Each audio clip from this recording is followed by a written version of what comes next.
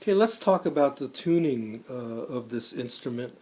You know, it goes by various different names. I like to use the tuning called, I call it Sufi tuning. It's an open G tuning. I said earlier in the videos, it is based on the Indian tambura. Along with that whole family of Indian musical instruments like the sarod and the sitar and others, it's a drone style of tuning. And so you play melodies, and you can also play chords, but predominantly it's a melodic form of playing. So here you can pause this and write this down if you like. I'm going to talk about it in the meantime. So here is our low string right there, and here is our high string. Okay. First thing you should know is the highest string, the one that's closest to your thigh. You know, if you get confused, lay your guitar flat and then hold this chart flat like that, and it'll make more sense to you. Okay. So the very high string is called the first string. Next one is the second string, third string, fourth string, fifth string, and sixth string.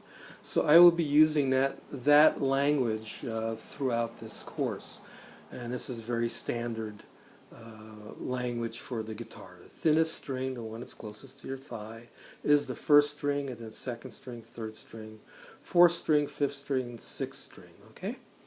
So this language actually comes into play when you do something called chord voicings in jazz, when you write music for big bands or other instruments all stacked together.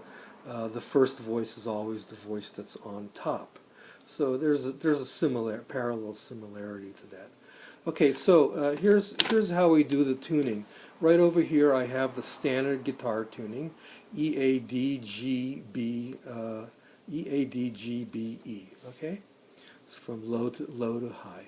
So then I take the E string and I tune it up to a G string. You'll notice that it's you're in the lower octave of the guitar, so you're just going up to a G. You take the A string, the string that's on the fifth string of the guitar, tune it down to a G, so two notes the same there, and then you take the D stays the same in this tuning. Once again, the D is an octave lower, and then the G stays exactly the same. Finally, the last two strings, the second string, you tune B down to G. Here's the weak part of this tuning. Some people go out and buy a thicker string, but what happens is that this string becomes kind of loose. So when you start using a capo and things like that, that's usually you'll have to retune this string just ever so slightly to get it back into tune if you've moved the capo around. Okay? And our very high string goes E, and it goes down to D. So once again, the tuning is G, G, D, G, G, D. Okay? I'll give you a second so you can copy this chart down. If you need to pause it, go right ahead and do that.